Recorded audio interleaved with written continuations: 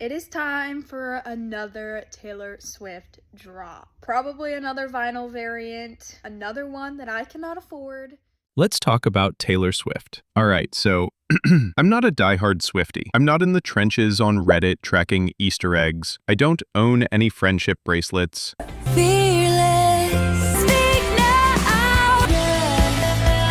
And I couldn't tell you what era my outfit belongs to.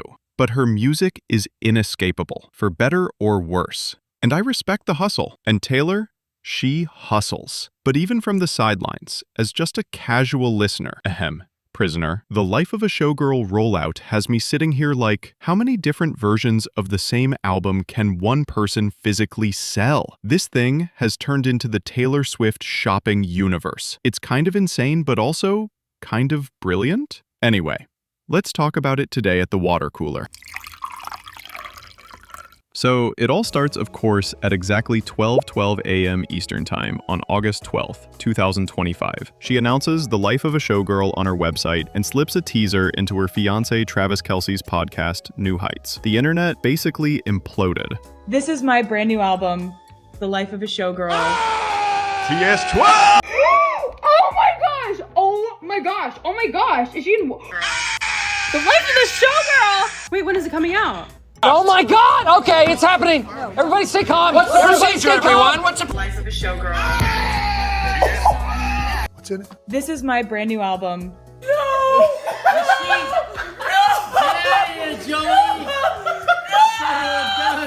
Now, this is starting to feel like more than just an album drop. Already, it's looking like a marketing campaign disguised as a love letter. She says she's proud of this record, that it's about what was going on behind the curtain during her tour. It's personal, it's emotional. And then, about 5 minutes later, it also became a masterclass in how to turn an album into a full-blown marketing machine. We come to this place for magic. We come to AMC theaters to laugh, to cry, to care. Because we need that, all of us. Taylor Swift really did her big one with this launch party of a Showgirl movie. Plus, you got to see the behind the scenes of the Fate of Ophelia music video, which she directed. And they shot it in silence so nobody else would hear the music and leak it. Super cute party. In true Taylor fashion, it wasn't just one album. It was 4, then 8, then 12. Each one with a different color, cover, or name that sounds like it came from a Bath & Body Works catalog. When the pre-orders went live, there were already 4 deluxe editions of the album, each with a dramatic name that sounds like something you'd find in a perfume aisle. Sweat and Vanilla Perfume Edition. It's Frightening Edition. It's Rapturous Edition. It's Beautiful Edition. Same 12 songs, same track list, just different cover art and colors. Now, normally, I'd just shrug and say, whatever, collectors love this stuff. But this time, it feels excessive, not creative, not even nostalgic, just corporate. People are so ready for Taylor Swift's new album, Life of a Showgirl. Fans waited for hours just to get inside. The experience included throwbacks to the Eras tour, interactive rooms, and so many photo opportunities. Taylor's clearly figured out how to turn FOMO into a business model. And for her, it works, but for her fans, it's starting to feel like emotional upselling. Taylor even explained the Sweat and Vanilla Perfume version, the orange and mint one with her in the bathtub, was supposed to represent the end of a show, when she's exhausted but glowing. She said it's about what happens offstage, which, you know, makes sense, except it also makes my brain go, so I'm buying this one because she's tired? And that's before the other editions came. Because yeah, it didn't stop at 4. We got the Shiny Bug Collection. Yes, really. Violet Shimmer and Wintergreen Marble vinyls. Then the Tiny Bubble and Champagne edition. Then, baby, that's show business. Then The Crowd Is Your King, a Target exclusive version that comes in pink shimmer vinyl, because of course Target got one. And if that's not enough, there's also an iTunes version called A Look Behind the Curtain, which adds a short 2-minute video clip and nothing else. At this point, Taylor had released more physical editions than Marvel has phases, but just when people thought she was done, she pulled the old wait for it move. Here's where I started losing sympathy, those 24-hour acoustic editions. A day after the album came out, Taylor announced 4 more editions, each available for only 24 hours. That means if you were at work, asleep, or just didn't check Instagram that day, you missed your shot. And fans did miss it, thousands of them. It's smart business. Scarcity creates urgency, but it also feels manipulative, especially when the acoustic songs aren't even new. They're re-recordings of the same tracks. Each version had 2 new acoustic or unplugged versions of songs from the album, except one that also came with a random voice memo. The names were just as extra as the others. Life is a Song acoustic version, with Opalite and Ruin the Friendship. Dressing Room Rehearsal version, with Wishlist and The Life of a Showgirl acoustic. Alone in My Tower version, with The Fate of Ophelia and Eldest Daughter. So Glamorous Cabaret version, with Elizabeth Taylor and a songwriting voice memo. Each one was up for a single day, sold out almost instantly, and caused complete panic online. She even posted on Instagram, "File this under Save Your Best for the finale," and went on about how she wanted to recreate the acoustic moments from her tour. Cool sentiment, terrible execution. I'm sitting there like, Taylor, my wallet and your actual die-hard fans' wallets are not emotionally ready for your finales, because this isn't about music, it's about psychology. It's the pop culture version of a limited sneaker drop. You convince people that missing out means they're less of a fan. The craziest part is, her fans know what's happening. Reddit threads are full of people saying, if she just combined all the bonus songs onto one album, we'd be happy. Another person called the whole thing exhausting. And my favorite quote, I feel like a raccoon on an all-money diet. That's the perfect description of modern fandom. Hungry, shiny-eyed, broke. It's one thing to sell merch. It's another to sell the same album over and over again, just in slightly different shades of orange and mint green. Even fans who used to proudly collect every version are now saying, I can't do this anymore. And that's the danger here, when your fan base starts to feel like they're being milked instead of included. Because make no mistake, these aren't random choices. This is deliberate scarcity marketing, something every big artist uses now, but no one weaponizes it like Taylor. So I bought every single vinyl and CD variant for Taylor Swift's The Life of a Showgirl, so you don't have to. Or maybe you do, because honestly, I'm obsessed with all of these, the packaging and everything. This is the best she's ever done. Starting off with the vinyls, we of course have the original cover, which this one obviously comes with the sparkly orange edition. Then we have the Target edition, which is arguably probably one of my favorites because this vinyl is sparkly pink. It's incredible. Then we have the 2 different shiny bug editions. So we have the purple vinyl and the green vinyl. These are, come on, like they look so good. This is honestly probably my favorite cover, but also these vinyls are just...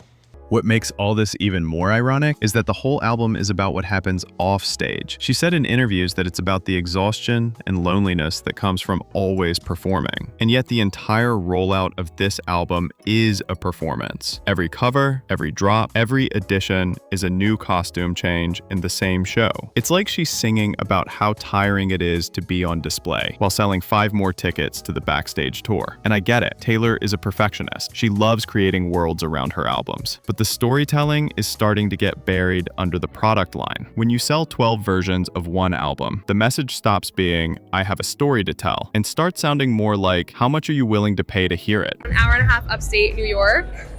We parked our car around 2, so we've been waiting in line since about 2:15. It's now, what time is it? 5:23, so just over 3 hours. We're here because we love Taylor. Let's be real. Taylor's fanbase is loyal to the point of devotion. These are people who tattoo her lyrics, who crash Ticketmaster, who build spreadsheets tracking Easter eggs. And that's what makes this whole thing a little uncomfortable, because she's not just marketing to an audience. She's marketing to people who will literally buy anything she releases out of love. She's selling scarcity to people who feel emotionally connected to her. When you're that powerful, there's a responsibility that comes with it. You can't play the underdog card and run a billion-dollar brand at the same time. And it's not just about money, it's about trust. When fans start feeling like they're constantly being squeezed for another purchase, the emotional connection that built your career starts to crack. From a business perspective, you've got to respect it. This woman runs her empire like a Silicon Valley startup. She knows her audience. Swifties love collecting. The different colors, covers, packaging, it scratches that collector itch. And the 24-hour drop thing, genius FOMO tactic. Even if you don't need it, you suddenly have to have it because it might disappear. Plus, she sells all this directly through her website. No middleman, meaning, yes, she's making an ungodly amount of money on these limited editions. And since she owns her music, she gets all the profits. Every orange vinyl, straight to the Swift Fund. This one, and this one. And then I have a bunch of other copies. Some of these are the Target editions, I will say, so they come with a little poster in some of them. Oh, and I got a cassette. I don't know why. But yeah, these are all the different copies I bought. Clearly really helping Taylor get that 4 million debut. Here's the question that keeps coming up for me. Did she even need to do this? Taylor Swift is already a billionaire. She's the biggest touring act in the world. She breaks records without gimmicks. So why go this route? Why risk alienating the people who built her career for a few more sales? It's not like these limited editions change the music. They don't make her songs better or deeper or more iconic. They just make them harder to own completely. At this point, it feels like a test, not of fandom, but of patience. Like she's seeing how many times she can resell the same art before people notice. And honestly, people are starting to notice. I am a dark and twisted poet. The corners of my mind, you'll never know it. I think what's happening here is fandom fatigue. When you love an artist as deeply as Swifties love Taylor, you want to feel seen, not sold to. You want to feel like you're part of something special, not part of a loyalty program. It is time for another Taylor Swift drop. Probably another vinyl variant, another one that I cannot afford. It would be kind of crazy if she just like randomly dropped a cardigan today. Fans talk about how this used to feel intimate, like being invited into her world. Now, it feels like a shopping event. You shouldn't have to set alarms or refresh a website at 9 a.m. to hear an acoustic version of a song that's already on your album. Music shouldn't feel like an auction. But here's the thing, it works. Every new version keeps her name trending. Every new drop restarts the hype cycle. It's smart. She's turned album releases into events, not just for hardcore fans, but for casual ones like me, who can't help but watch the spectacle. And yes, Billboard even had to change their rules to limit how much multiple editions can count toward chart numbers, because Taylor basically broke the system with the Tortured Poets department. And she's still doing it, still breaking records. Each release also fits the whole Showgirl concept. It's theatrical, shiny, and always on display. So yeah, she's selling multiple albums that look different but sound the same, but she's doing it with commitment. And at this point, I respect the commitment. I mean, I welcome the chaos. The rule of show business is if it's the first week of my album release and you are saying either my name or my album title, you're helping. And art, I have a lot of respect for people's subjective opinions on art. That's where things start to get dicey, though. When the art becomes secondary to the money machine, people start noticing. It's not that fans think she's evil, they just don't like feeling like walking wallets, especially when she's already a billionaire. There's this subtle guilt creeping in, like, am I a bad fan if I only buy one version? And that's when it stops being fun. No one wants their favorite artist to feel like a brand they can't afford. So yeah, the hustle is genius, but it's also testing how far loyalty can stretch before it snaps. If Taylor ever wanted to slow down the hamster wheel, there are a few easy wins. Just release one definitive deluxe edition with all the extras in one place. Be upfront about acoustic versions. Don't drop them as surprise gotcha editions later. Add real behind-the-scenes stuff fans actually want, like documentary clips or liner notes, instead of just new cover colors. Maybe, sleep once in a while, because honestly, fans would still line up. She doesn't need 12 different covers to sell out a record. The name Taylor Swift does that on its own.